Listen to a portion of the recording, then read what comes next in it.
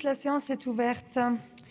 Je vous indique que j'ai reçu de M. Brian Masson, député de la 6e circonscription des Alpes-Maritimes, une lettre m'informant qu'il se démettait de son mandat de député à compter d'aujourd'hui. Acte est donné de cette démission qui sera notifiée au Premier ministre. Et par une communication du 1er avril, le ministre de l'Intérieur m'a informé que M. Brian Masson est remplacé jusqu'au renouvellement de l'Assemblée nationale par M. Cyril Tribuani, élu en même temps que lui à cet effet. L'ordre du jour appelle la discussion du projet de loi constitutionnelle adopté par le Sénat relatif à la Nouvelle-Calédonie. Et je donne la parole à Mme Naïma Moutchou, ministre des Outre-mer.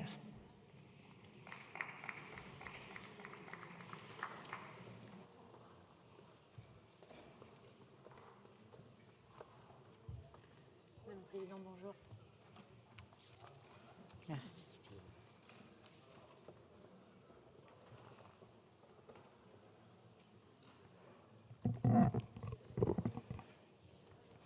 Madame la Présidente, Monsieur le Président de la Commission des lois, Monsieur le rapporteur, Mesdames et Messieurs les députés, il arrive que le Parlement soit placé devant une responsabilité toute particulière dans l'histoire de la République, et alors il ne peut pas se dérober. Il doit dire clairement ce qu'il décide, il doit dire ce qu'il respecte de la parole donnée, et il doit dire ce qu'il veut pour un territoire. Nous sommes à cet instant précis pour la Nouvelle-Calédonie. Alors, il est 11 h pour nous à Paris, au moment d'ouvrir les débats. Il est 20 h pour les Calédoniens. La journée se termine pour beaucoup d'entre eux et sans surprise, ils tournent le regard vers nous, vers cet hémicycle. Certains m'ont encore écrit il y a quelques jours pour me dire très simplement « Je regarderai ce que vous allez dire ». Les Calédoniens nous écoutent. Et c'est bien normal. Ils veulent savoir si nous avons pris la mesure ici de ce qui se passe là-bas. Ils veulent comprendre ce que dans les prochains jours, nous allons décider pour eux. Alors il faut bien mesurer ce qu'il y a derrière cette attente. La Nouvelle-Calédonie n'est pas un territoire comme les autres. Son histoire est complexe et elle est lourde. Elle est faite d'avancées, mais elle est faite aussi de drames. Et le moins que l'on puisse dire, c'est que ces dernières années ont été particulièrement éprouvantes pour les Calédoniens. Il y a eu les référendums, il y a eu les blocages, il y a eu les violences du mois de mai 2024, et tout cela a profondément marqué le territoire. Et tout cela a installé un doute, celui de savoir si la Nouvelle-Calédonie pouvait encore avancer. Voilà, mesdames et messieurs les députés, d'où nous partons. Et si nous sommes enfin réunis là ce matin, ce n'est pas pour engager une simple réforme, c'est parce que depuis des mois, des femmes et des hommes ont essayé de rouvrir un chemin là où beaucoup ne voyaient plus qu'une impasse. Et ce chemin a un nom, c'est Bougival. Bougival, c'est d'abord un moment politique. Après des mois de rupture, c'est le moment où tous les responsables calédoniens, tous, ont accepté de revenir autour d'une table, de se reparler, de se confronter dans leurs opinions pour aboutir à un accord de compromis. Et en Nouvelle-Calédonie, ce que je viens de vous décrire compte beaucoup parce que ça ne va jamais de soi. Revenir autour d'une table après ce qui s'est passé, ce n'est pas rien. Faire des concessions qui n'étaient pas évidentes dans un territoire encore traversé par les blessures, ce n'est pas rien. Accepter un compromis quand on porte des histoires, des fidélités, des mémoires et parfois des incompatibilités profondes, ça n'est pas rien. Là-bas, on ne rassemble pas par facilité. On ne revient pas discuter pour le confort de la discussion. On y revient parce qu'on sait ce que coûte le face-à-face. C'est d'abord ça, Bougival. C'est la réouverture tant attendue d'un espace politique commun. Je veux saluer à ce titre le travail qui a été engagé par mon prédécesseur, Manuel Valls, et par tous ceux avant lui qui ont œuvré pour rendre ce moment possible. Alors disons-le d'emblée, ce que vous avez aujourd'hui entre les mains, ce n'est pas un texte parfait, et ça ne peut pas l'être par nature. C'est le résultat d'un équilibre entre des visions différentes de l'avenir du territoire, entre ceux qui aspirent à l'indépendance et ceux qui veulent le maintien dans la République. En Nouvelle-Calédonie, précisément, c'est comme ça qu'on avance. Aucun des grands compromis calédoniens n'a jamais été parfait. Ni Matignon ou Dino, ni Nouméa, aucun. Tous ont été critiqués, tous ont été contestés, tous ont été jugés insuffisants par les uns ou excessifs par les autres. Et pourtant, tous ont eu une vertu essentielle. Ils ont permis aux Calédoniens, à un moment de tension, de sortir du blocage et de se projeter. Voilà ce qu'il faut regarder aujourd'hui. Je ne suis pas en train de vous dire que l'accord de Bougival serait de même nature que les grands accords qui l'ont précédé. Je ne confonds pas les moments de l'histoire. Je ne cherche pas, en ce qui me concerne, les comparaisons faciles. Mais je dis qu'il y a entre eux une même exigence d'esprit. L'esprit de responsabilité, l'esprit qui consiste à préférer un chemin imparfait à une impasse certaine. Cet esprit-là, Michel Rocard l'a porté. Cet esprit-là, Lionel Jospin l'a porté. Et ce n'était pas l'esprit du confort, ce n'était pas plus l'esprit de la pureté, c'était l'esprit de ceux qui savent qu'en Nouvelle-Calédonie, on n'avance jamais par les slogans, on avance par des équilibres fragiles, difficiles, discutés et parfois douloureux, mais nécessaires. Alors parlons de Bougival comme il faut en parler, sans le caricaturer, sans le mépriser, sans faire comme s'il ne contenait rien. Bougival, ce n'est pas une construction inventée à Paris, ni un engagement administratif, c'est le fruit de discussions des forces politiques calédoniennes, qui partent d'un constat simple.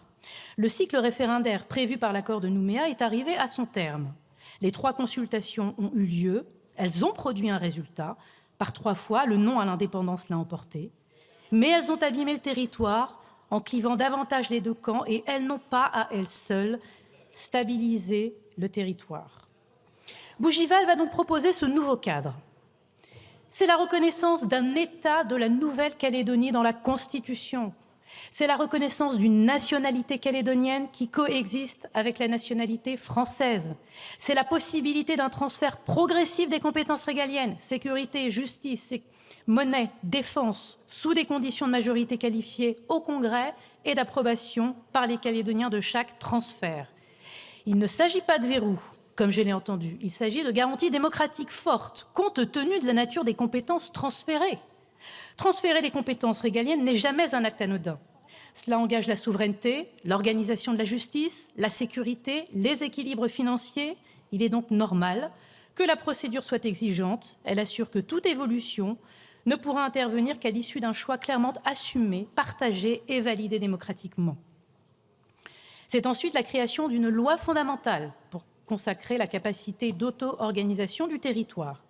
Et c'est un processus d'autodétermination renouvelé, inédit, qui rompt avec le face-à-face pour proposer de construire des majorités élargies. Ce sont des avancées majeures. C'est le pari de la confiance entre les communautés. L'étape Élysée-Oudinot de janvier dernier s'inscrit dans ce prolongement. À l'invitation du président de la République, cette séquence a permis de consolider plusieurs points qui appelaient des clarifications à la demande des partenaires eux-mêmes. Sur l'identité d'abord, avec une chose claire, la reconnaissance de l'identité kanak comme socle fondamental, pleinement assumé, pleinement inscrit. Sur l'équilibre institutionnel ensuite, en réaffirmant le rôle des provinces comme acteurs essentiels du développement économique, mais dans un cadre qui garantit la cohérence d'ensemble et la solidarité entre les territoires. Et puis, il y a le concret. Les partenaires calédoniens ont souhaité aller plus loin en complétant le pacte de refondation économique et sociale. Ce pacte, c'est la volonté du Premier ministre pour soutenir le redressement du territoire. Il est structuré, il est financé et il est assumé. Près de 2 milliards d'euros sur la période 2026-2030, dans un contexte budgétaire que chacun s'est contraint. C'est un engagement clair et fort de l'État parce que notre priorité, c'est la relance. Dès cette année, et sans attendre, c'est plus d'1 milliard d'euros d'investissement pour recréer de l'activité et de l'emploi avec des baisses d'impôts, des garanties bancaires, des outils de défiscalisation pour les entreprises touchées, pour investir aussi dans les infrastructures dont le territoire a besoin, pour soutenir la filière nickel qui est au cœur de l'économie calédonienne, pour la jeunesse avec des dispositifs d'engagement et d'insertion, pour les finances publiques pour éviter l'asphyxie de l'endettement et enfin pour l'urgence sociale parce qu'il y a des situations qui ne peuvent pas attendre. Voilà, mesdames, messieurs, la réalité de ces textes. Un cap politique, des équilibres clarifiés et des moyens derrière. Avec Bougival, complété par Élysée-Oudinot, la Nouvelle-Calédonie peut à nouveau marcher sur ses 2 jambes, institutionnelles et économiques. Alors, il me semble que ce que nous devons à cet effort des partenaires calédoniens, c'est au moins le débat. C'est ce minimum de respect que nous devons c'est de ne pas le balayer d'un revers de main avant même d'en avoir débattu sérieusement. Depuis quand l'Assemblée nationale, qui a si souvent eu pour rôle de prendre le relais des compromis trouvés sur le terrain, déciderait-elle soudain qu'elle n'a plus à assumer cette responsabilité? Et je veux ici parler clairement à chacun, à ceux qui expliquent qu'il faudrait attendre encore. Mais je demande attendre quoi? Que les positions se rapprochent toutes seules? Que les blessures se referment d'elles-mêmes? Que l'incertitude institutionnelle finisse par produire la stabilité? Personne n'y croit. À ceux qui disent qu'il faudrait tout reprendre de zéro, je demande avec qui? Sur quelle base? Dans quel calendrier? Avec quelle garantie de succès? Là aussi, personne ne répond. À ceux qui s'apprêtent à voter une motion de rejet, je veux dire ceci. Sur un sujet comme le dossier calédonien, une motion de rejet, ça n'est pas un simple vote de désaccord. C'est le refus même du débat. C'est la décision de fermer la porte avant même d'avoir regardé ceux qui l'ouvrent. C'est dire que l'Assemblée nationale ne veut même pas aller au fond. Prenons garde que cette motion de rejet, si elle était votée, ne soit pas prise par nos compatriotes de Nouvelle-Calédonie comme une forme de mépris à leur égard. Mépris à l'égard des partenaires politiques engagés, mépris à l'égard de tous les Calédoniens qui attendent des réponses de la représentation nationale. Et à ceux qui ont organisé l'obstruction, je redis ce que j'ai déjà dit en commission et que j'assume. Vous jouez dangereusement avec des allumettes et ça, c'est irresponsable. Plus de 3000 amendements. Et quand je dis 3000 amendements, je précise qu'il n'y a pas 3000 idées parce qu'il n'y a pas une seule ligne claire. 3000 amendements pour bâillonner la représentation nationale. Pourquoi? Parce que vous ne cherchez même plus à convaincre dans cet hémicycle. Vous cherchez à épuiser et à saturer. Vous êtes une opposition qui bloque tout parce qu'elle n'a plus rien d'autre à faire que détruire. À chaque texte important désormais, la même méthode bloquée. C'est révélateur de ce que vous êtes devenus. Vous êtes devenus des saboteurs. On a le droit de contester, on a le droit de combattre un texte. Mais empêcher le débat comme vous le faites, il faut que chacun mesure ce que ça dit. Ce n'est pas neutre. Ce n'est pas neutre parce que derrière ce texte, il y a un processus. Et derrière ce processus, il y a un territoire. Et derrière le territoire, il y a près de 300 000 femmes, hommes et enfants qui attendent des réponses. La Nouvelle-Calédonie, ce n'est pas un théâtre pour tactique parlementaire, ce n'est pas un terrain d'essai pour des démonstrations idéologiques. La Nouvelle-Calédonie mérite mieux que ça. D'autant que ce texte, encore une fois, n'impose pas un avenir à la Nouvelle-Calédonie contre les Calédoniens.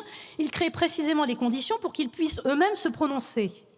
Et je veux insister sur ce point puisqu'il est au cœur du projet de loi constitutionnel. L'article 1er ouvre la possibilité d'une consultation.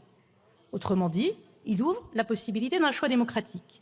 Le cœur des évolutions qui sont prévues par le texte n'entrera en vigueur que si les Calédoniens eux-mêmes l'acceptent.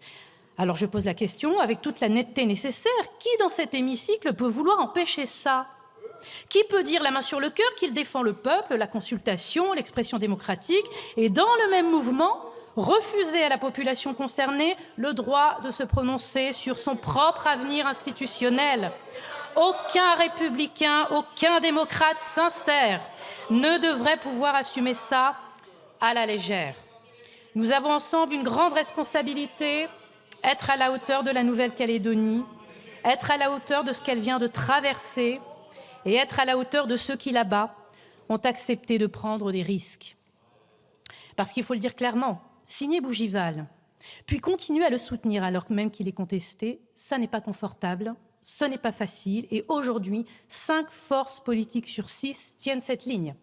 Des indépendantistes, ceux de l'Unipalika, des centristes et des progressistes, ceux de l'éveil océanien et de Calédonie Ensemble, des non-indépendantistes, ceux du Rassemblement et des loyalistes. Ils ont choisi de tenir, ils ont choisi de ne pas rompre, de continuer à avancer depuis le 12 juillet, date de signature de Bougival, malgré les pressions et malgré les critiques. Je veux leur rendre hommage. Et je veux dire un mot particulier pour les responsables de l'Unipaleka qui nous regardent aujourd'hui, qui sont à la tribune de cet hémicycle. Leur engagement compte. Leur lucidité, tout autant que leur courage, compte. Parce que dans cette histoire, l'avenir ne reviendra pas à ceux qui crient le plus fort ou à ceux qui bloquent tout. Il reviendra à ceux qui prennent des risques pour leur territoire. Je l'ai toujours dit parce que j'en suis convaincue, l'avenir appartient aux courageux. Et ceux-là, aujourd'hui, ils sont à la hauteur. Je suis prête, mesdames et messieurs les députés, à disposition de la représentation nationale pour répondre à toutes vos interrogations sur le report des provinciales, sur la date choisie, sur le calendrier, sur le rôle des provinces, sur la loi organique dont les travaux ont débuté à Nouméa, sur la manière de sécuriser encore l'accord si besoin. Mesdames et messieurs les députés, nous ne sommes pas au terme du processus. Il y a encore des étapes. Il peut y avoir des ajustements et des discussions. Votre vote aujourd'hui n'est pas un point final, c'est un point de départ. Alors que voulons-nous faire? Est-ce que nous voulons fermer une porte au risque de tout figer? Ou est-ce que nous laissons vivre un processus? Parce qu'en Nouvelle-Calédonie, l'alternative à un processus politique ouvert n'est jamais l'attente, c'est l'incertitude. Et l'incertitude là-bas, vous le savez, fragilise toujours la paix civile. Ne prenez pas le risque d'enterrer des compromis acquis de haute lutte. Ne refermez pas la seule dynamique politique aujourd'hui à l'œuvre. Donnez une chance à ce processus. Parce qu'en Nouvelle-Calédonie, quand un chemin s'ouvre, même étroitement, la responsabilité de la République n'est pas de le refermer avant l'heure, c'est de lui permettre qu'il soit éprouvé par la démocratie ici. N'oublions pas que derrière ce texte, il y a des visages et il y a des vies. Les Calédoniens nous écoutent, apportons-leur la seule réponse qui leur ouvre enfin des perspectives. Pour eux, mesdames et messieurs, votez le projet de loi constitutionnelle. Merci beaucoup, Madame la Ministre. La parole est à présent à Monsieur Philippe Gosselin, rapporteur de la Commission des lois constitutionnelles, de la législation et de l'administration générale de la République, pour une durée de 10 minutes.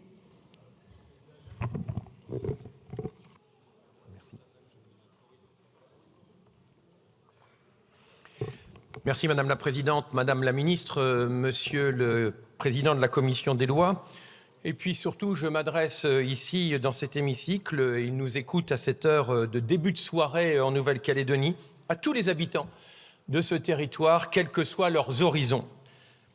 L'histoire de la Nouvelle-Calédonie et de la France, vous le savez, depuis 1853, est une histoire faite d'ombre et de lumière, comme le rappelle le préambule de l'accord de Nouméa, accord signé, faut-il le rappeler, je me tourne vers certains, par Lionel Jospin lui-même, le 5 mai 1998. Depuis 40 ans, la Nouvelle-Calédonie est davantage entrée dans l'univers de tous les Français, avec des périodes de forte tension, de trop nombreux morts. Une voie a été trouvée dans les accords de Matignon, puis ceux de Nouméa. Plus de 4 ans après le dernier référendum d'autodétermination, la Nouvelle-Calédonie se trouve à nouveau à un moment décisif de son histoire institutionnelle. Le cycle, ouvert avec l'accord de Nouméa en 1998, s'est achevé avec la tenue de 3 consultations d'autodétermination. Ce processus a permis de trancher, par la voie référendaire, la question de l'accession à la pleine souveraineté. Les conditions dans lesquelles s'est tenue la 3e consultation, avec un boycott du FLNKS, font que certains en contestent l'approche. Elles expliquent aussi que la question du futur cadre institutionnel du territoire demeure ouverte encore aujourd'hui. Les événements survenus à partir du 13 mai 2024 ont rappelé combien l'équilibre institutionnel, mais pas que, du territoire reste fragile et combien les questions institutionnelles peuvent être un sujet d'embrasement. Nous l'avons constaté, hélas, avec la tentative de dégel du corps électoral.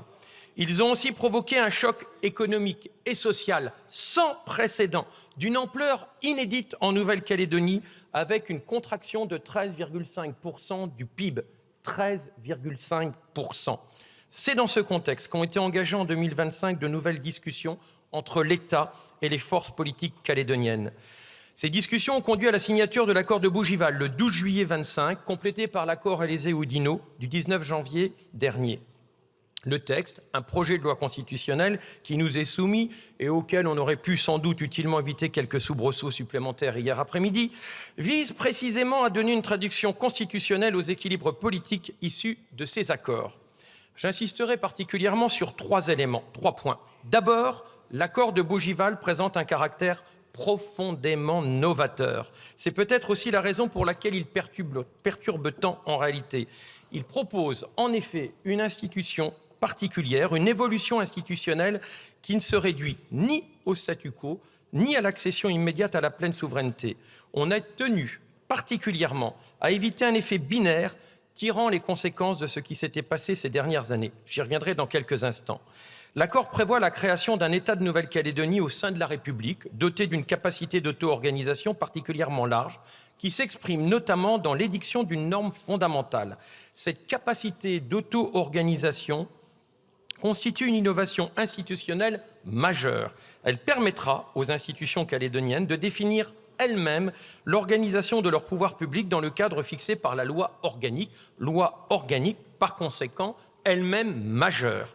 Plus encore, l'accord ouvre la possibilité de transfert progressif de compétences qui sont actuellement exercées par l'État, y compris dans les domaines régaliens. En réalité, le transfert complet des compétences régaliennes marquerait un accès à la pleine souveraineté. Cette conséquence a bien été rappelée et admise en commission des lois le 24 mars dernier. Le mécanisme prévu me semble réellement une innovation majeure dans un processus qu'on peut qualifier d'unique de décolonisation. Oui, il y a ici, avec les accords de Bougival et l'Élysée-Oudinot, un modèle totalement rénové du droit des peuples à disposer d'eux-mêmes. Mais ce droit existe réellement. L'innovation est très singulière. L'accès à l'autodétermination se fait par paliers afin de limiter les conséquences de ce qui serait binaire.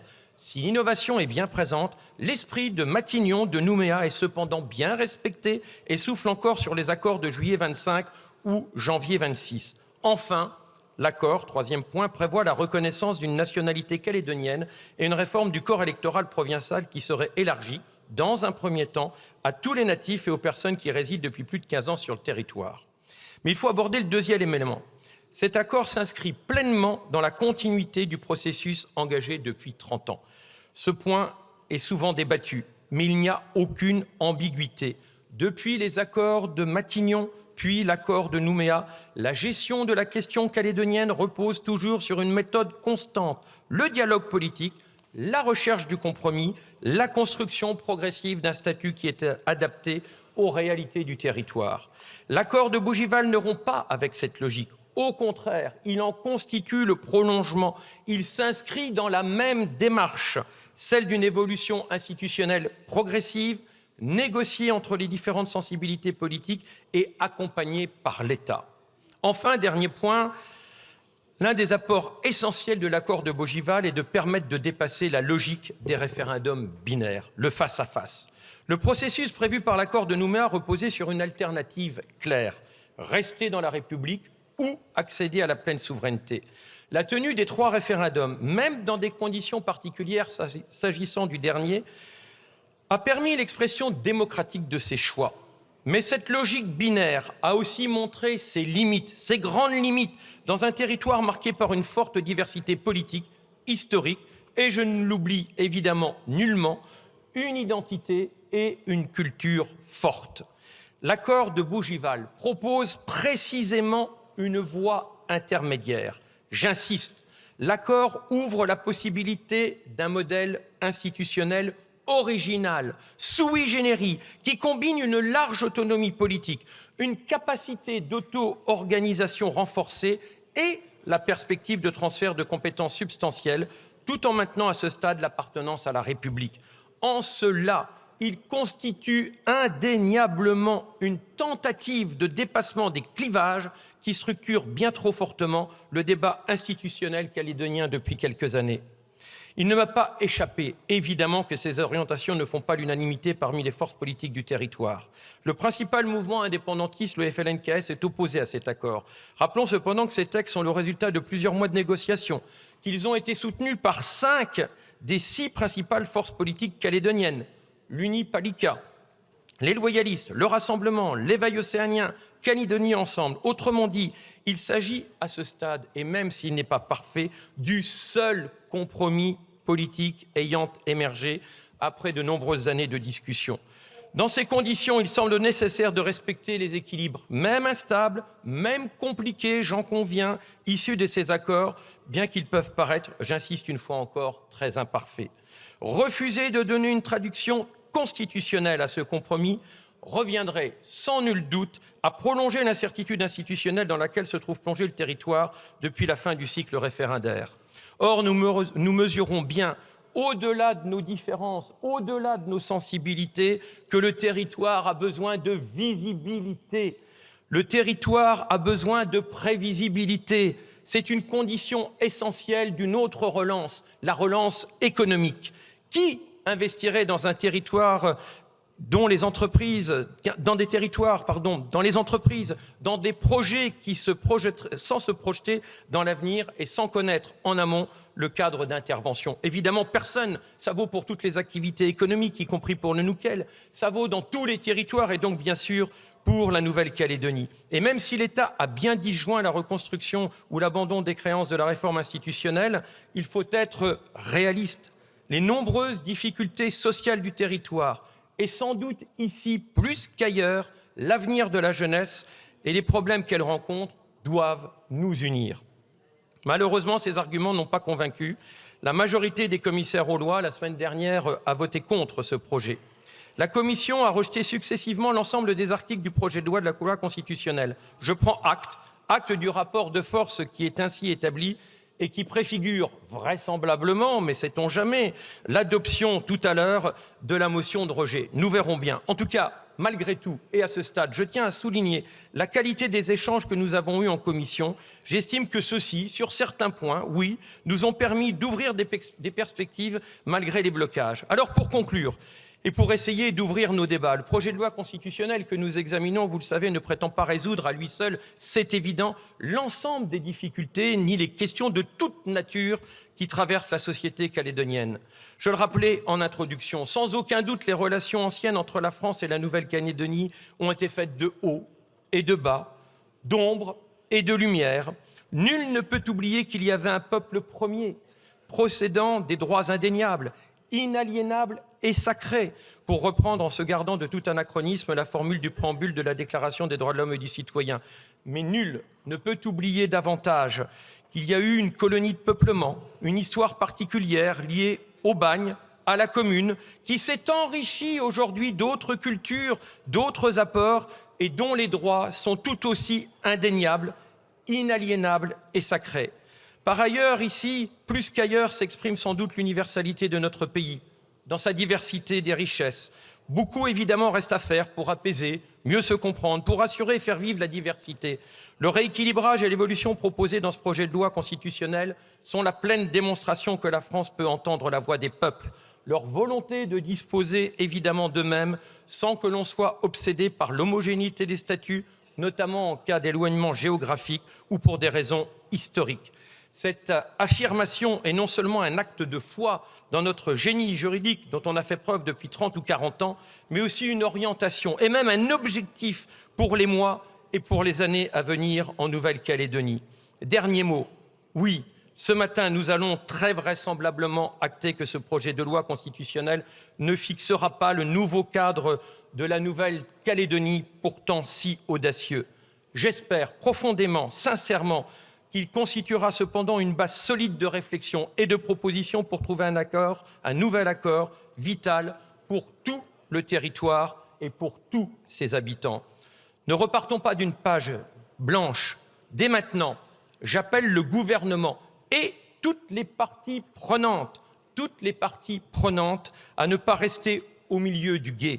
Avançons encore et encore, inlassablement, même à pas lents, dans les prochaines semaines, mais avançons. Souhaitons, toujours dans l'esprit du préambule de l'accord de Nouméa, que le futur demeure dans le respect mutuel et sans naïveté ou idéalisme excessif, celui d'un destin commun à écrire assurément à plusieurs mains. C'est un destin qui, dans tous les cas, doit nous unir, doit unir dans les valeurs de la République que nous partageons et autour de l'État de droit. Je vous remercie. Merci beaucoup, monsieur le rapporteur. Alors, je vous indique que j'ai reçu de monsieur Stéphane Peu et des membres du groupe de la Gauche démocrate et républicaine une motion de rejet préalable déposée en application de l'article 91, alinéa 5 de notre règlement. Je donne la parole à monsieur Emmanuel Djibao pour une durée de 15 minutes.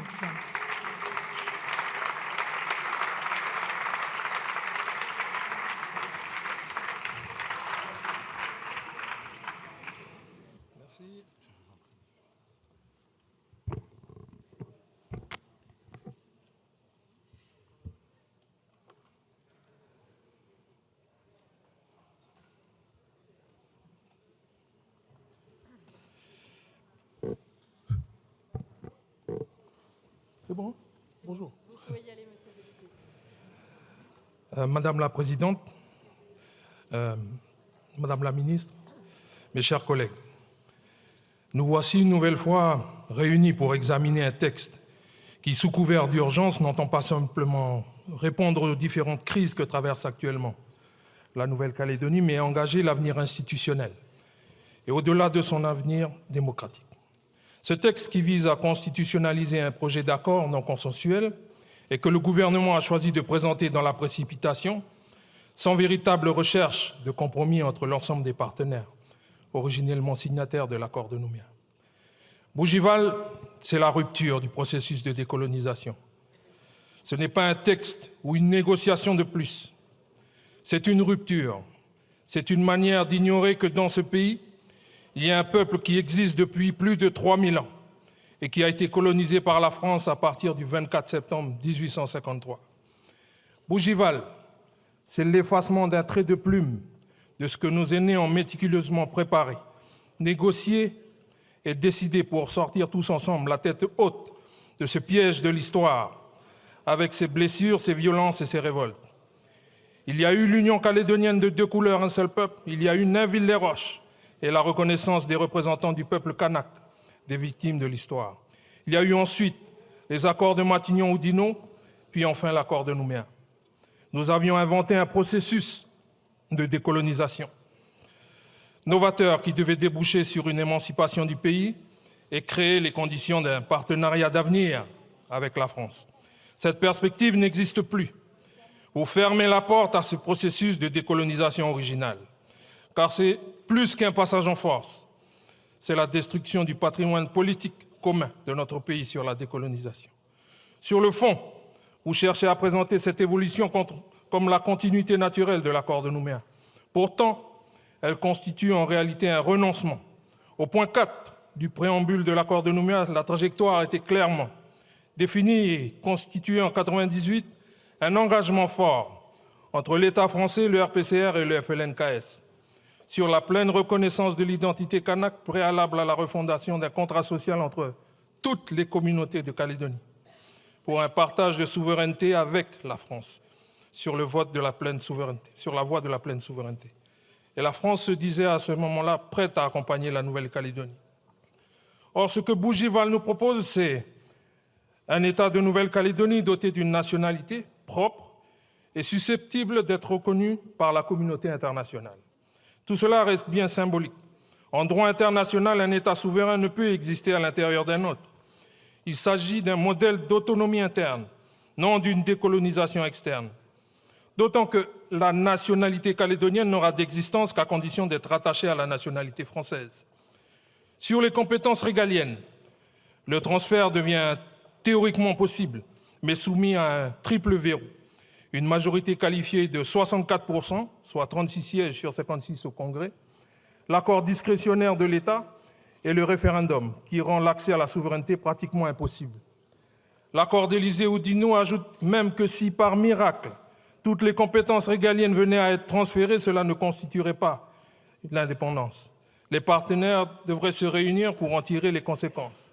Pour nous, il s'agit d'un statut pérenne, sinon définitif dans la France. S'agissant du dispositif institutionnel, Bougival, c'est 3 niveaux. Une inscription constitutionnelle, une loi organique rédigée par l'État et une loi fondamentale, adoptée au Congrès à la majorité des 3/5, dotant la capacité d'auto-organisation. Cette loi fondamentale demeure subordonnée à la Constitution et à la loi organique. En fait, la marge réelle d'auto-organisation demeure donc limitée. L'autonomie dépend entièrement de la volonté du Parlement français dans la loi organique. Sur l'identité kanak, aujourd'hui, ce PGLC rompt avec les équilibres juridiques hérités de l'accord de Nouméa. Il marque notamment la reprise en main par l'État du statut civil coutumier, en restreignant le champ de la coutume au profit des principes du droit français. L'immatriculation des Kanaks au RNIPP, perçue comme une réintégration implicite dans la nationalité française. Clairement, c'est une logique d'assimilation. Le peuple kanak devient ainsi une simple composante du peuple calédonien, auquel est désormais confié le droit à l'autodétermination. Cette réorientation politique profonde inverse la logique de l'accord de Nouméa et ne saurait être assimilée à une décolonisation conforme aux résolutions de l'ONU et au droit international. Là où l'accord de Nouméa était un accord de rééquilibrage politique, social et économique, l'accord de Bougival est un projet de détricotage de ces équilibres. On retire des élus au nord et aux îles au profit de la province sud. Et chaque province pourra disposer librement de la fiscalité. L'hyperprovincialisation instaurée par le texte de loi mettra fin à la construction d'une communauté de destin. C'est un début et c'est un risque avéré de partition de notre territoire, ce que veut constitutionner ce PGLC. 2 mots suffisent à justifier le rejet de l'accord de Bougival, à sa traduction aux yeux du FLNKS, dans son contenu et puis simplement dans son inspiration. Décolonisation et irréversibilité, qui étaient au centre de l'accord de Nouméa. Le préambule du projet de l'accord de Bougival stipule que les dispositions de l'accord de Nouméa qui ne lui sont pas contraires demeurent en vigueur. Mais c'est un masque. Trop de dispositions dans Bougival contredisent l'accord de Nouméa. Là où l'accord de Nouméa se proposait de jeter les bases d'une véritable démocratie en Calédonie, Kanaki, Bougival entend s'imposer en procédant d'un 4e report de ces élections. Si le texte passe, c'est tout simplement du jamais vu dans la Ve République. Et si le texte ne passe pas, l'État entend consulter directement les populations calédoniennes, mais en dégelant le corps électoral, qui était en vigueur au moment des consultations référendaires. Ce qui, de fait, reviendrait à lancer une 4e consultation référendaire, certes facultative sur l'autodétermination du pays, mais en augmentant l'handicap électoral des indépendantistes. C'est incroyable quand on connaît le discours aujourd'hui qu'on entend de l'État et de certains partenaires loyalistes qui attribuent les divisions actuelles du pays à la répétition des consultations référendaires. Nul doute, pourtant, que celles envisagées par le gouvernement aura pour effet de cliver encore plus le pays au lieu de le rassembler. Vous souhaitez donner la parole aux Calédoniens? Commencez déjà par tenir les élections provinciales, comme l'a rappelé le Conseil constitutionnel, qui en a d'ailleurs confirmé la conformité le 24 septembre 2025, sur corps électoral constant. Maintenir les élections n'empêche en rien la poursuite du dialogue. Pour justifier les reports des provinciales, vous nous aviez dit « Attention, trouble ». Pourtant, les législatives se sont tenues, les sénatoriales se sont tenues, les municipales, toutes ont démontré le contraire. Les électeurs ont privilégié le dialogue par le seul usage du vote. Dès lors, pourquoi refuser cette issue démocratique à la crise actuelle? Ces élections municipales ont d'ailleurs été marquées par l'émergence de nouveaux mouvements apolitiques qui certainement renforceront la légitimité du débat démocratique à la suite des discussions. Par ailleurs, pourquoi refuser d'entendre ce que nous dit la jeunesse de notre pays, notamment la jeunesse urbaine des quartiers, de la banlieue de Nouméa, qui a laissé éclater son désespoir d'être non reconnu dans la crise de 13 mai 2024. Un désespoir qui s'est traduit par la mort de 14 personnes, 11 Kanaks, parmi lesquels une jeune fille de 17 ans. Je pense à eux et à mon pays, à ma terre, économiquement et socialement abattus. Je suis là de toujours vous répéter le message de nos vieux. Demain, Madame la ministre, demain, notre jeunesse n'aura que faire de la lassitude. Que ferez-vous quand la lassitude se murera en colère, comme en 84, en 88, en 2024? Vous prendrez les décisions qui laisseront le pays abîmé, car vous aurez rendu la colère plus juste. Il faut que ce soit un indépendantiste qui vous le dise. Quand le pays kanak est abîmé, c'est aussi le visage de la France qui est abîmé. Non pas qu'ils se confondent, mais parce que c'est en tant que puissance colonisatrice que vous en avez la responsabilité. Ne vous y trompez pas. Quand vous prenez des décisions qui mènent au chaos, c'est aussi la place de la France que vous compromettez dans le Pacifique. Je voudrais, au-delà de vous, Madame la Ministre, au-delà du gouvernement, m'adresser au peuple de France, ce grand peuple fier qui a su résister toujours pour défendre son indépendance et sa liberté. Je vous porte du fin fond du Pacifique en brandissant les valeurs de ce vieux peuple, avec tous ceux qui, d'horizons différents, ont choisi ou ont été contraints de vivre avec lui et partager sa terre. Nous voulons dire ici que ces valeurs, les valeurs de la coutume et les valeurs de la France, c'est en leur nom que nous menons ce combat pour notre émancipation. Hier alors que nous n'avions pas le droit de vote, alors que nous étions parqués dans les réserves, nos anciens sont venus ici défendre la France en 14, en 40, Certains d'entre eux reposent toujours dans les cimetières militaires du Nord et de l'Est. Les tirailleurs kanaks, ils n'étaient pas seuls. Ils avaient aussi à leur côté des Calédoniens d'origine européenne, asiatique ou océanienne. Et c'est dans la solidarité du front et dans la boue des tranchées qu'a commencé à se forger ce processus de décolonisation calédonienne qui s'appuie sur 2 piliers, puissants et simples, respect du peuple kanak et reconnaissance de ceux et celles qui se sont enracinés dans cette terre. Ce socle a été ensuite conforté au pays par les luttes sociales communes, le travail de nos églises, les relations tissées à l'école, sur les stades, les unions, les mariages, ou encore le travail des discussions politiques. Ce processus innovant et fragile honore à la fois Kanaki, Nouvelle-Calédonie et la France. C'est pourquoi je lance aujourd'hui cet appel au peuple de France, à vous mes collègues, les représentants du peuple. Ne laissez pas détruire systématiquement ce que nous avons patiemment et méticuleusement construit ensemble. Je ne reconnais pas la France quand la France choisit la voie de l'obstination, une obstination qui vise à l'obsession parfois. Quand la France, dans son histoire récente, à l'exemple du chemin ouvert par Michel Rocard, Lionel Jospin, François Mitterrand, Jacques Chirac, et qu'elle s'engage dans la voie mortifère suivie par Bernard Pons. Quand la France arme un bataillon de juristes pour trouver des subterfuges qui lui permettraient de contourner sa propre constitution et passer par-dessus la représentation nationale, la France n'honore pas ses engagements constitutionnels envers l'émancipation de la Nouvelle-Calédonie. Ne vous en déplaise, la France, sa vocation, c'est d'accompagner la Kanaki Nouvelle-Calédonie vers son émancipation.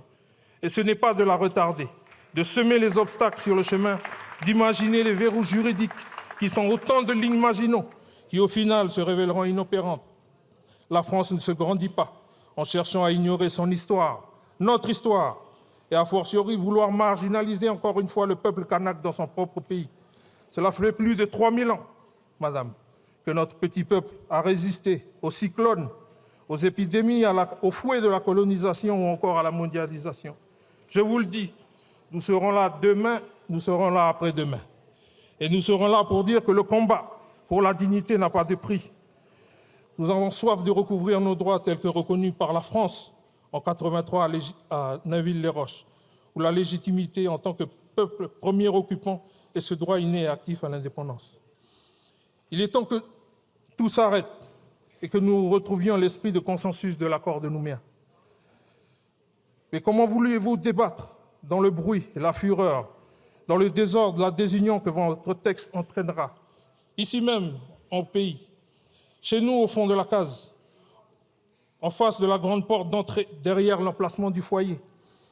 On dit en Djehu Nechot, c'est l'endroit où se transmettent l'histoire, les contes, les légendes. Au Nechot, les paroles sont importantes. Elles se murmurent. Les mots comme les silences y sont aussi importants que les postures. Un équilibre respectueux y règne et donne de la force au moment et la puissance aux mots énoncés à voix basse. Le pays a plus que besoin aujourd'hui de se retrouver. Votre texte l'interdit. Que la France tienne ses engagements et la France sera grande et respectée. Je m'adresse à vous en tant que Kanak, héritier des valeurs ancestrales, mais aussi en tant que député, détenteur d'une partie de la souveraineté de la nation française. Le Kanak et le député vous le disent, que la France respecte ses engagements et achève la trajectoire de décolonisation. La France sera grande et respectée. Cette grandeur et ce respect passent par le rejet du projet de loi constitutionnelle. Merci. Merci beaucoup, monsieur le député.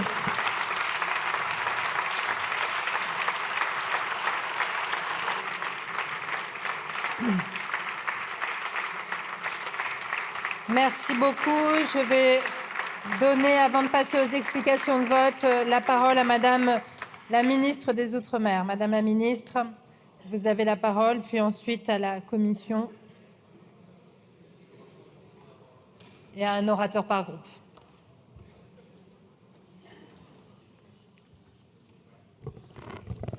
Merci Madame la Présidente. Quelques mots, Mesdames et Messieurs les députés, pour vous convaincre de ne pas voter cette motion de rejet, eu égard au contenu de ce que vient de développer le député Djibaou, mais aussi des expressions publiques que certains ont pu tenir ces quelques jours derniers. D'abord, cette motion, si elle était adoptée, et il faut que nous le disions très clairement, elle aura une conséquence très simple et très lourde, elle nous ramène au point mort. Et donc, elle nous ramène des années en arrière, et ça, c'est tout sauf une bonne nouvelle pour le territoire. Si vous rejetez ce texte, alors je dois poser la question que tous les Calédoniens se posent. Qu'est-ce que vous mettez à la place? Parce que le vide politique, ça n'est pas un scénario acceptable, et vous le savez, c'est même un danger demain pour les Calédoniens. Alors, qu'est-ce que vous proposez à la Nouvelle-Calédonie concrètement et dès aujourd'hui? Quel cadre? Quelle méthode? Quelle issue? Quelle perspective? Parce que ça ne s'arrête pas là avec le vote d'une éventuelle motion de rejet. Tout ça rejaillit sur le quotidien des Calédoniennes et des Calédoniens. Si vous rejetez ce texte, comment évitez-vous l'enlisement? J'ai entendu parler de l'accord de Kanaki. Qu'est-ce que c'est concrètement Kanaki? C'est l'indépendance, toute l'indépendance, et rien que l'indépendance. Ça n'est pas ce qu'on appelle un compromis. C'est une rupture, et vous le savez, personne n'est en mesure aujourd'hui d'en assumer les conséquences. Personne.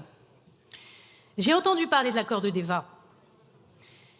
Cet accord n'a jamais existé, mesdames, messieurs les députés. Il n'a jamais été, ne serait-ce qu'une idée partagée et assumée collectivement par les partenaires calédoniens non plus. Ni Kanaki, ni Déva, il n'y a pas d'autre accord, il n'y a pas d'autre alternative en dehors de Bougival qui, lui, est bien un texte de compromis qui réunit et qui engage des indépendantistes, des non-indépendantistes, des centristes, des progressistes du territoire, c'est-à-dire 5 forces politiques sur 6 de Nouvelle-Calédonie. C'est un fait. Ça ne peut pas être balayé d'un revers de main. Bougival est bien un point de passage. Rejeter, c'est facile. C'est construire malgré les pressions, qui est une épreuve. Alors, il y a ceux qui invoquent l'absence du FLNKS dans Bougival. Et je vais répondre. Je l'entends. Mais regardons les choses en face. Dès le premier jour, et dans la continuité des ministres avant moi, ma méthode a toujours été la même. La transparence, le dialogue, l'information de tous et une porte qui n'a jamais été fermée. Jamais. Tous les sujets, mesdames, messieurs les députés, ont été mis sur la table, tous, sans aucun tabou. Il n'y a pas eu de discussion cachée, il n'y a pas eu de texte imposé, il y a eu de nombreux temps d'échange qui ont toujours permis de garder le dialogue ouvert. Dire aujourd'hui que l'absence du FLNKS justifierait de tout arrêter, pardon, mais c'est inverser les responsabilités. D'abord, ce n'est pas en faisant tomber le seul cadre politique qui existe, ce n'est pas en cassant le seul point d'équilibre qu'on recréera du dialogue, ça n'a pas de sens. Ensuite, je veux le dire clairement sur le FLNKS parce que chacun doit prendre ses responsabilités. À un moment donné, le FLNKS a signé, et ça compte une signature, ça engage une signature. On ne peut pas faire comme si ça n'avait jamais existé. Ensuite, le FLNKS a retiré sa signature, dont acte, et il a décidé de ne jamais revenir autour de la table, sans clarifier les conditions d'un retour, alors même, encore une fois, que tous les sujets restaient ouverts et que toutes les garanties étaient là. La politique de la chaise vide ne peut pas dicter l'avenir d'un territoire. Alors sinon, on fait quoi, mesdames et messieurs les députés? Est-ce qu'on attend? Et on attend combien de temps? Est-ce qu'on accepte que ce sujet devienne un objet de confrontation dans le débat national au gré des échéances politiques à venir? Est-ce qu'on suspend tout au risque de fragiliser un territoire qui est dans une spirale de récession? La Nouvelle-Calédonie, c'est 15 points de PIB en moins, c'est 15 000 emplois détruits. C'est une situation économique et sociale désastreuse. Et ça suffit. Vous aurez la parole plus tard. Vous laissez la ministre s'exprimer, s'il vous plaît. Alors, est-ce qu'on fait semblant de ne pas voir ce qui se passe sur le terrain? Non, évidemment, on ne peut pas laisser l'absence de certains bloquer l'ensemble d'un processus qui concerne tous les Calédoniens. Donc, en responsabilité, on avance avec ceux qui sont là. Le consensus, mesdames et messieurs les députés, ce n'est pas l'unanimité. S'il fallait attendre que tout le monde soit d'accord, il n'y aurait jamais eu ni 1988, ni 1998. Le consensus, ce n'est pas la perfection, ça n'est pas une unanimité de façade, c'est encore une fois un point d'équilibre. Alors à ceux qui ne veulent rien construire et qui en appellent comme toujours au chaos, je dis que nous ne laisserons pas faire. Nous ne laisserons pas répercuter vos manœuvres sur le territoire. À ceux qui mettent en avant l'économie, parce que le sujet économique, il est important, très bien. Mais il faut aller au bout du raisonnement. Il n'y a pas de redressement économique durable s'il n'y a pas d'horizon politique. Il n'y a pas d'investissement ni de confiance sans stabilité. L'État, lui, a pris sa part. C'est un engagement financier massif et je l'ai dit, 2 milliards d'euros d'investissement jusqu'à 2030, dont 1 milliard pour 2026.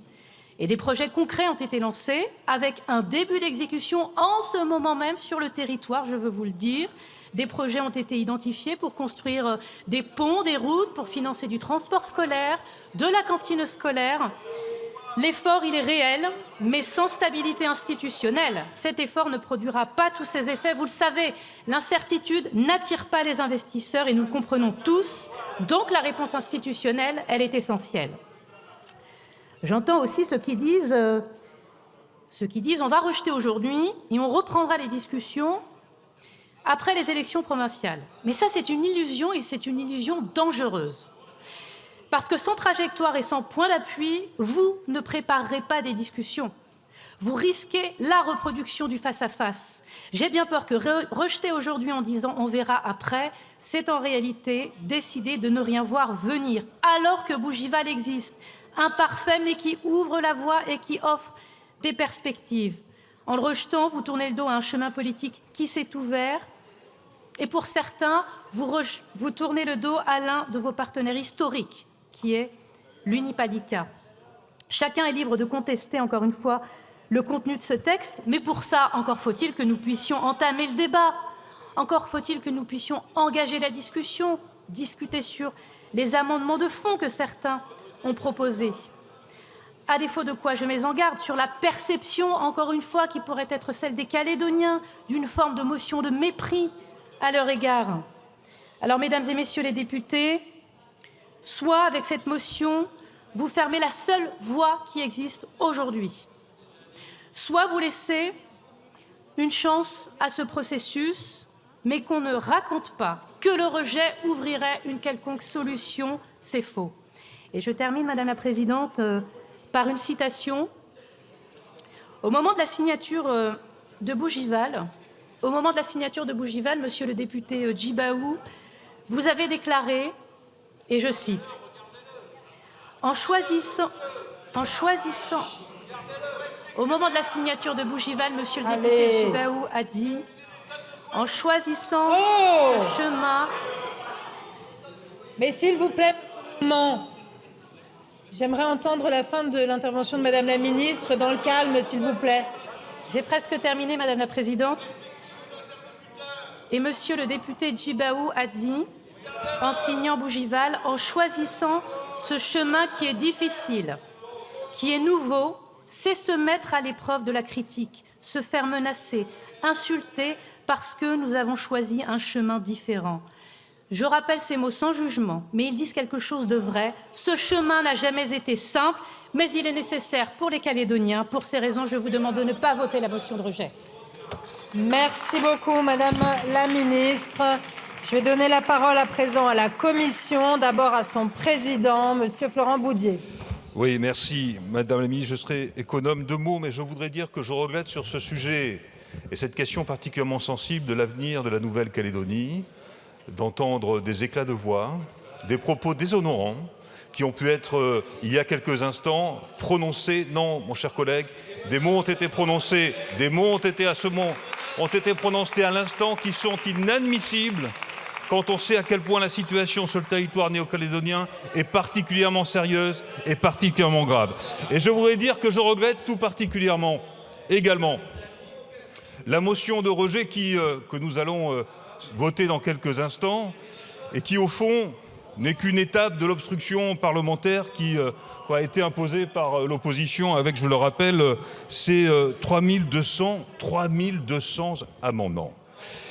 Certes, la commission des lois a repoussé le projet de loi constitutionnelle relatif à la Nouvelle-Calédonie, en effet. Mais les débats ont démontré Les débats ont démontré en commission des lois, et je rejoins d'ailleurs la position exprimée par le rapporteur il y a quelques instants, que l'on peut présenter, confronter nos positions, nos analyses sur cette question, je le répète, sérieuse, de façon civique, et non pas dans la situation que nous allons peut-être rencontrer dans quelques instants, où le silence va régner dans l'hémicycle, alors qu'il est question, encore une fois, de l'avenir, et c'est sérieux, de la Nouvelle-Calédonie. Je voudrais dire que sur ce sujet, rien ne se fera sans le dialogue. Rien ne se fera sans le dialogue. Sur ce sujet, rien ne se fera sans le compromis. Et sur ce sujet, nous n'échapperons pas, quel que soit le vote sur la motion de rejet, nous n'échapperons pas sur ce sujet à notre responsabilité. Il faudra, d'une façon ou d'une autre, que le dialogue se poursuive et que l'esprit de Bougival, d'une façon ou d'une autre, se poursuive. Merci beaucoup, Monsieur le Président de la Commission des lois. Je donne la parole à Monsieur le rapporteur. Merci, Madame la Présidente. En regardant l'ensemble des collègues de cet hémicycle, et sans doute plus particulièrement certains bancs, et je m'adresse en particulier à celui, Emmanuel Djibaou, qui a défendu la motion de rejet, pour essayer une ultime fois de le persuader, en sincérité, que ce projet est profondément novateur. Il ne nie pas, jamais, le droit des peuples à disposer d'eux-mêmes. Mais c'est vrai, c'est un droit ici qui s'exprime différemment du droit traditionnel, peut-être auquel on est habitué depuis 1946, la 4e République et l'indépendance d'un certain nombre de pays d'Afrique dans les années 60. Nous avons ici, sans doute, un processus très singulier, particulier, sui generis, parce qu'en réalité, l'histoire de la Nouvelle-Calédonie, si elle est faite d'ombre et de lumière, elle est faite aussi d'un destin commun, d'une envie de vivre ensemble, et je dirais presque d'une nécessité dans cette Pacifique, dans cette zone qui est tant convoitée. Ce n'est pas simplement le respect dû à un peuple, c'est aussi un avenir que nous devons écrire en commun, avec de la prévisibilité, avec de la visibilité. Rien ne peut tenir sans qu'il y ait de la durée. Rien ne peut tenir, rien ne peut s'écrire s'il n'y a pas de la confiance. Et je crains qu'avec l'interruption des débats, on reparte vers un cycle bien incertain. Et cette incertitude, en réalité, elle joue contre les plus modestes. Et je crois que personne ne le veut. Elle joue contre, et vous avez, chers collègues, évoqué le cas de la jeunesse, je l'ai fait aussi dans mon intervention. Elle joue contre cette jeunesse qui attend aussi de l'avenir de la Nouvelle-Calédonie. Alors, j'en appelle à votre responsabilité, à notre responsabilité collective. Il faut nous remettre autour de la table des négociations. Il faut pouvoir s'écouter, il faut pouvoir travailler. C'est l'avenir non seulement d'un peuple, mais c'est l'avenir d'un territoire, pour que demain, nous ne soyons pas dans le noir, qu'il n'y ait pas que des ombres, mais que l'on termine aussi sur la lumière, celle qui, je l'espère, peut nous réunir. Je vous remercie. Merci beaucoup, Monsieur le rapporteur. Donc, je vais maintenant donner la parole à l'ensemble des groupes politiques pour des explications de vote d'une durée de 2 minutes. Le premier à prendre la parole sera Monsieur Arthur Delaporte pour le groupe socialiste.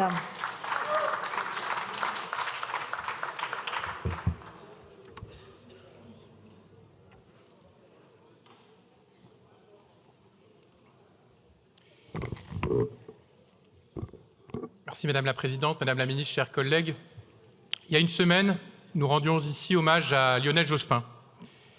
Sur la Nouvelle-Calédonie, il avait su, dans la continuité de l'action de Michel Rocard, imposer une méthode exigeante. Il l'a rappelé au moment de la crise en mai 2024.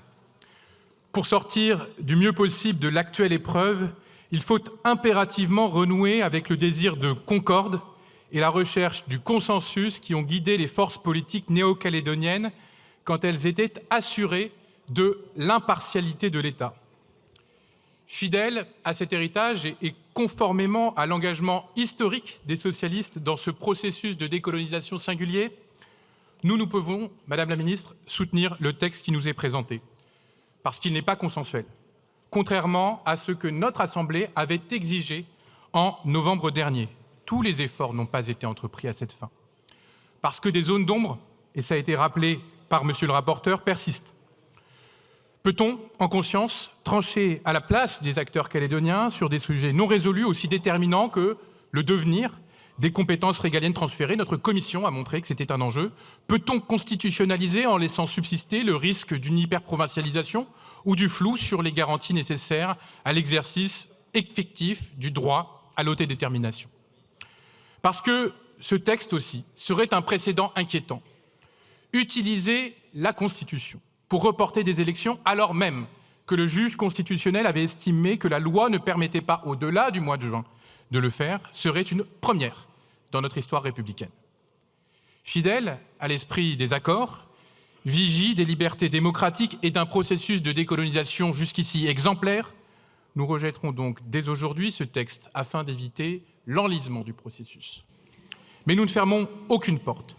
Je le dis à celles et ceux qui ont œuvré avec conviction à l'accord de Bougival et à ses innovations.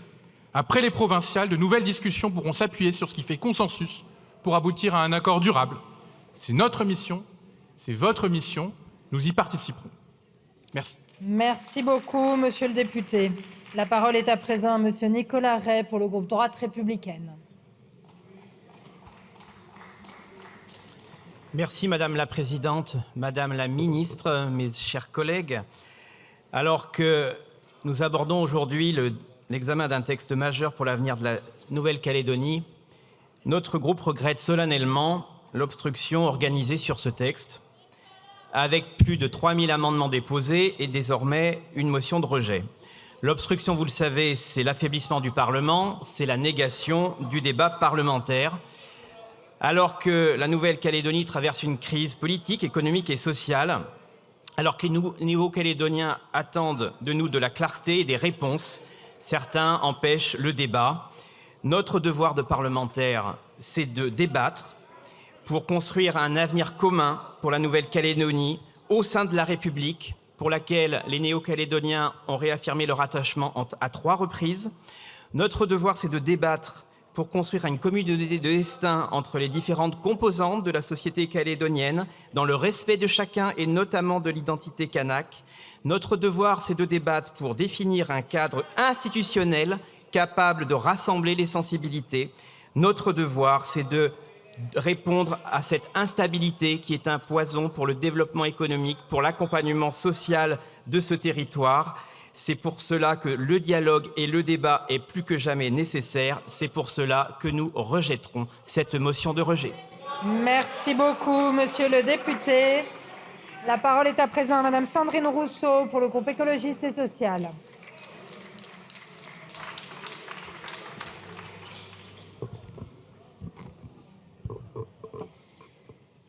Madame la Présidente, Madame la Ministre, tous les peuples ont le droit de libre détermination. En vertu de ce droit, ils déterminent librement leur statut politique et poursuivent librement leur développement économique, social et culturel. Ces mots puissants sans appel sont consacrés par la déclaration sur l'octroi de l'indépendance aux pays et peuples coloniaux, adoptée par l'Assemblée générale de l'ONU le 14 décembre 1960. À l'heure où l'actualité révèle chaque jour davantage une défiance croissante à l'égard du droit international, à l'heure où trop de peuples, de la Palestine au Kurdistan, sont encore délibérément privés de leur droit à l'autodétermination et niés dans leur existence même, un pays comme la France, qui s'est longtemps enorgueilli d'être la patrie des droits de l'homme et dont l'histoire coloniale impose une responsabilité particulière, a le devoir de défendre sans ambiguïté ce principe fondamental du droit international. C'est dans cet esprit qu'a été conduit durant 40 années le processus de décolonisation en Kanaki Nouvelle-Calédonie. Un chemin exigeant, patiemment construit, mais aujourd'hui profondément compromis par la détermination d'Emmanuel Macron et de ses ministres successifs à imposer sa vision néocoloniale du dossier. D'abord par son entêtement à maintenir le 3e référendum malgré l'opposition du FLN Calès et alors que le territoire était plongé dans un deuil coutumier kanak, provoquant le boycott massif des indépendantistes. Je le dis avec force, chers collègues, l'Assemblée nationale française ne peut cautionner la légitimité de ce scrutin sur l'indépendance auquel les indépendantistes n'ont pas pu participer. Il n'existe par ailleurs aucun accord de Bougival et encore moins un consensus de Bougival.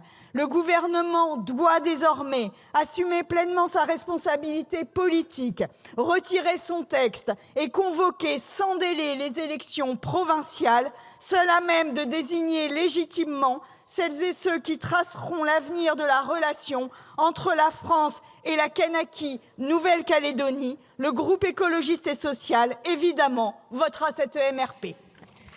Je vous remercie, Madame la députée. La parole est à présent à Madame Anne Bergans pour le groupe démocrate. Merci Madame la Présidente, Madame la Ministre, mes chers collègues. Il y a tout de même des moments où la procédure cesse d'être un outil parlementaire pour devenir une insulte à la gravité du sujet que nous devons traiter aujourd'hui. La Nouvelle-Calédonie, encore meurtrie par les émeutes de 2024, nous regarde et mérite mieux. Et quel spectacle lui offrons-nous ? Celui d'une double dérobade. D'un côté, cette motion de rejet qui voudrait évacuer un débat pourtant nécessaire. De l'autre, pas moins de 3298 amendements déposés, dont une grande partie relève clairement de l'obstruction pour noyer ce texte. Ce blocage n'est pas une politique, c'est une absence de courage, un renoncement au débat. Et comment ne pas souligner d'ailleurs l'incroyable hypocrisie de nos collègues de la France insoumise dans leur démarche d'obstruction. En commission des lois, nous vous avons entendu de nombreuses heures donner des leçons de méthode. Vous dénonciez le manque d'écoute, vous exigiez du temps pour que le Parlement puisse examiner sereinement ce texte. Hier encore, vous dénonciez le manque de respect pour les élus ultramarins et organiser leur présence dans l'hémicycle pour un texte qu'aujourd'hui, vous appelez à congédier en moins d'une demi-heure. Et que dire du cynisme du groupe du Rassemblement national qui s'apprête à voter cette motion pour des raisons diamétralement opposées à celles de la gauche. En réalité, votre point commun est d'assumer le blocage. Le groupe Les Démocrates est à l'inverse particulièrement attaché à l'esprit de négociation qui a prévalu, qui a permis aux différentes forces en présence de se mettre autour de la table pour négocier les accords de Bougival et Élysée-Oudinot. Aujourd'hui, les mesures proposées ne font pas l'unanimité, mais sur les sujets aussi fondamentaux que la création de l'État de Nouvelle-Calédonie au sein de la République, le transfert de la souveraineté de compétences régaliennes ou encore le dégel du corps électoral, la représentation nationale ne peut balayer le débat d'un revers de la main. L'obstruction n'est pas un acte de résistance, quoi que vous en pensiez. Non, c'est de la capitulation de la pensée. Nous rejetons cette motion pour faire le seul choix qui vaille, celui du débat. Merci beaucoup, Madame la députée. La parole est à présent à Madame Agnès Firmin-Le Bodo pour le groupe Horizon. Merci Madame la Présidente. Chers collègues, notre groupe s'opposera bien évidemment à cette motion de rejet. Par principe d'abord, mais loin de moi l'idée de classer la priorité des motions de rejet, mais est-ce que le vote de cette motion de rejet, comme vient de l'exprimer ma collègue, n'est pas un moyen de fuir sa responsabilité? Car la question qui nous est opposée aujourd'hui est bien une question de responsabilité. Voter cette motion de rejet, c'est irresponsable. D'abord, irresponsable pour ce qu'est notre hémicycle, l'hémicycle du débat. La Nouvelle-Calédonie se singularise, elle, par sa capacité à dialoguer, à préserver et à rétablir le dialogue en surmontant les crises qui surgissent lorsque celui-ci se rompt. Irresponsable, car ce n'est pas saisir la main tendue du gouvernement pour accompagner, j'allais dire, le relancement économique du territoire. Irresponsable, car ce n'est pas saisir le chemin tracé, même s'il est escarpé par les accords de Bougival. Irresponsable tout simplement parce qu'en votant cette motion de rejet, on ne vient pas en aide à un territoire de la République qui en a bien grand besoin. Merci beaucoup, Madame la députée. La parole est à présent à Monsieur Paul-André Colombani pour le groupe LIOT. Merci Madame la Présidente. Madame la Ministre, mes chers collègues. La Kanaki Nouvelle-Calédonie traverse une épreuve dont chacun ici connaît la gravité. Je tiens à redire au nom du groupe LIOT notre solidarité pleine et entière à tous ceux qui subissent les conséquences de cette crise politique profonde. L'avenir institutionnel de ce territoire ne peut se décider unilatéralement depuis Paris sans consensus trouvé sur le terrain. Il aurait fallu construire patiemment un accord solide, partagé et incontestable, afin que toutes les conditions politiques d'une révision constitutionnelle sereine soient acquises. Or, ce consensus, pourtant indispensable, le gouvernement n'est pas parvenu à le construire, malgré l'espoir suscité par l'accord de Bougival. Dans ces conditions, imposer une décision depuis notre Assemblée nationale ferait peser un risque de raviver les tensions, voire de nouvelles violences. D'autant plus qu'il nous est impossible de débattre sereinement dans ce texte largement rejeté en commission et faisant l'objet de plus de 3200 amendements. C'est pourquoi, par responsabilité et par respect pour le sujet que nous traitons, qu'une grande partie du groupe Lyotte votera pour cette motion de rejet préalable. Merci beaucoup, monsieur le député. La parole est à présent à monsieur David Riemann pour le groupe GDR.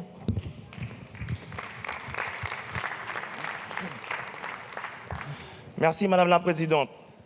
Après les événements dramatiques de Nouvelle-Calédonie en 2024, je m'étais exprimé ici en espérant qu'on prenne en sagesse, qu'on prenne d'écouter et de valider un certain nombre de choses. Ce qui a toujours prévalu dans ce territoire, c'est le consensus. Depuis Bougival, j'ai entendu consensus majoritaire, j'ai entendu compromis. Depuis quand il y a un consensus majoritaire?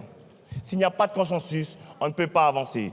À plusieurs reprises, on a répété ici, laissez les Calédoniens décider, valider ensemble dans un consensus. Ensuite, on vient valider à l'Assemblée nationale. Vous ne respectez rien et vous n'écoutez jamais. Lorsque vous devenez un donneur de leçons aujourd'hui, en disant prenez vos responsabilités, avant les événements dramatiques, le député Gosselin ici présent avec moi, on était en Nouvelle-Calédonie. Là, nous sommes revenus, nous avons averti tout le monde. Il y a eu la réunion avec la présidente de l'Assemblée nationale ici présente. On vous a tous avertis de ne pas le faire.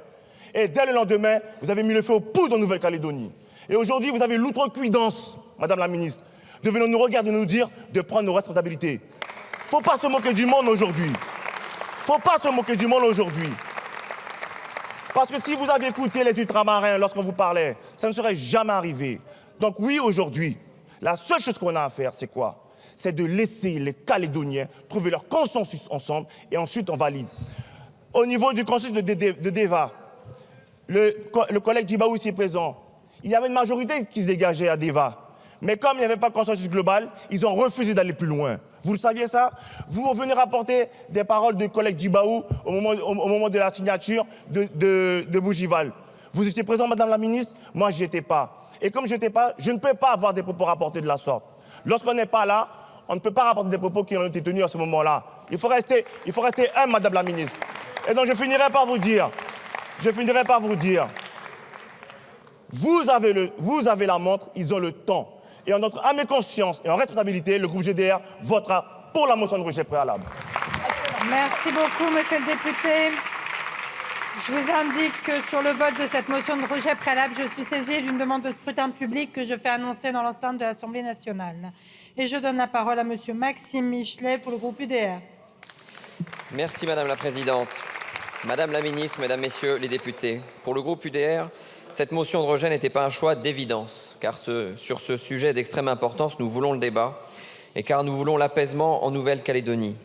Mais les dispositions de ce projet de loi nous obligent à dire au gouvernement de manière solennelle qu'il a franchi avec ce texte une ligne rouge.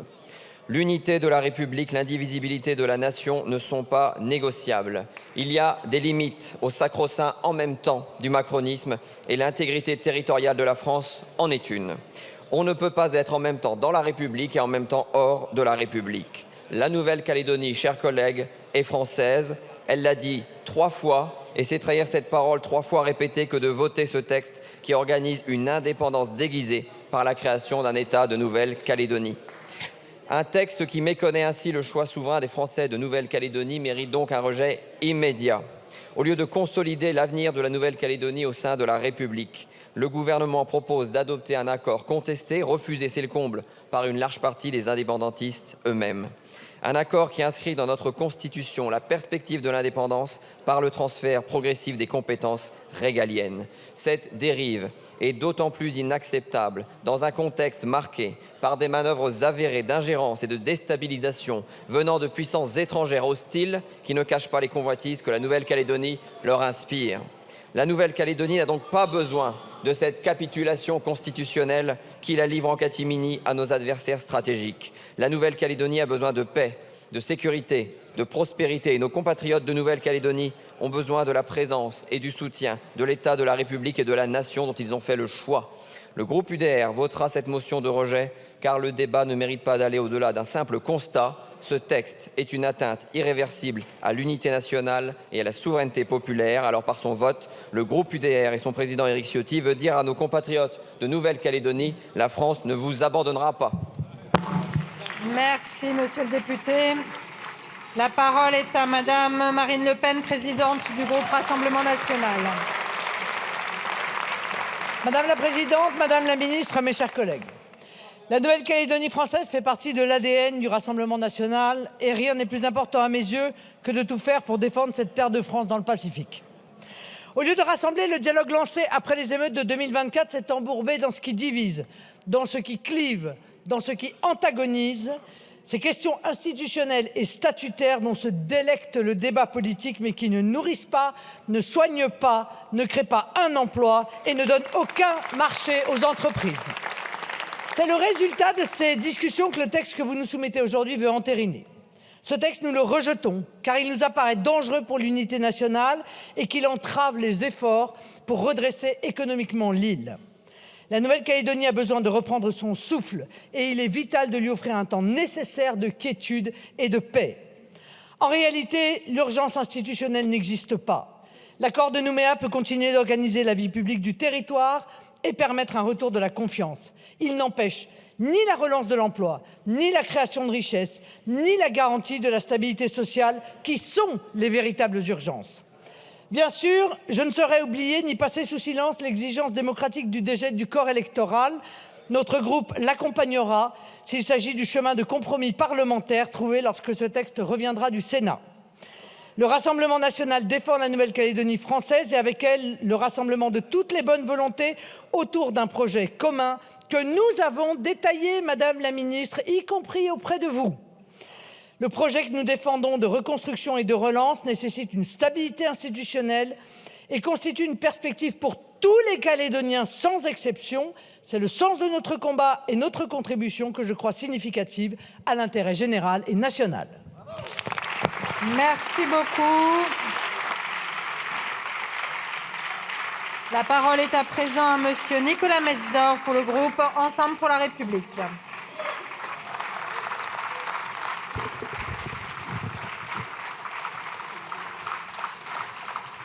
Madame la Présidente, Madame la Ministre, Monsieur le Président, chers collègues et chers amis de l'Uni Palika. Écoutez, je ne sais pas ce que nous devons faire de plus. Vous nous avez demandé, après les émeutes de 2024, de trouver un accord politique. C'est ce que nous avons fait au prix de grosses concessions, nous les non-indépendantistes. Nous l'avons trouvé pour le bien de la Nouvelle-Calédonie. Nous sommes revenus devant vous et vous nous avez dit qu'il fallait encore préciser cet accord pour permettre au FLNKS d'Emmanuel Chibaou de revenir à la table des discussions et nous avons fait un deuxième accord politique, Élysée Oudinot, où nous avons précisé les modalités liées à l'identité kanak et à l'autodétermination. Nous revenons donc devant vous avec deux accords politiques, après 2 ans de crise économique et sociale. 2 accords politiques équilibrés, puisque, on l'entend aujourd'hui, c'est trop l'indépendance ou c'est trop la France. Et vous nous renvoyez chez nous, en n'ayant même pas le débat. Vous savez, la Nouvelle-Calédonie, c'est loin de l'hémicycle. Mais chaque Calédonien ce soir regarde sa télé et se dit, mais qu'est-ce qu'on va devenir ? Qu'est-ce qu'on va devenir ? Beaucoup de Calédoniens ont perdu leur maison, leur travail, mais pire encore, ils ont perdu l'espoir et la perspective de vivre en paix en Nouvelle-Calédonie. Ce que je vous demande aujourd'hui, c'est au moins d'avoir la décence de débattre sur les accords que nous avons difficilement trouvés. Et ces accords, aussi imparfaits soient-ils, ils ont ils sont défendus par la majorité de la classe politique calédonienne. Nous, les non-indépendantistes.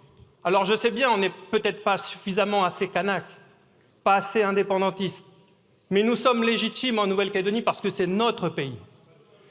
Et peut-être que vous considérez que les amis là de l'Uni-Palika ne sont pas assez kanak ou ne sont pas assez indépendantistes. Mais ils défendent aussi les accords. La classe politique calédonienne défend les accords de Bougival. La population calédonienne défend les accords de Bougival. Le monde économique défend les accords de Bougival. Et c'est vous, l'Assemblée nationale, aujourd'hui, après nous donner des leçons, après nous avoir donné des leçons sur le peuple calédonien est légitime sur son avenir, vous décidez à notre place. Je vous demande de voter ces accords et d'organiser la consultation du peuple calédonien sur ces accords, parce que nous sommes les seuls légitimes à décider de notre avenir. Je vous remercie. Merci beaucoup, monsieur le député.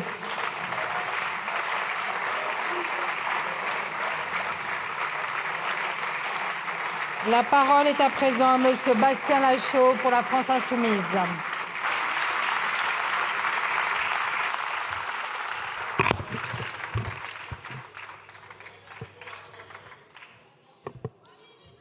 Madame la Présidente, Madame la Ministre, chers collègues, refuser ce texte, c'est refuser un nouvel acte de la longue histoire coloniale en Kanaki Nouvelle-Calédonie. Déjà, en mai 2024, vous avez tenté d'imposer le dégel du corps électoral sans accord consensuel préalable. Votre inconséquence a causé 15 morts. Pourtant, vous tentez à nouveau de passer en force pour imposer le projet dit de Bougival. Le consensus n'est pas là. 3 parlementaires de Nouvelle-Calédonie sur 4 refusent de voter ce texte. La commission des lois en a rejeté tous les articles.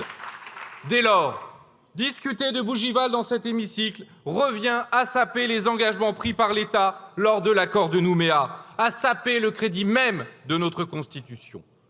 Vous avez tenté par 2 fois une révision constitutionnelle sans consensus. Vous avez enterré débat sur la seule opposition des anti-indépendantistes et vous maintenez Bougival alors que les représentants du peuple kanak, reconnus comme peuple premier par le peuple français dans la Constitution, s'y opposent fermement.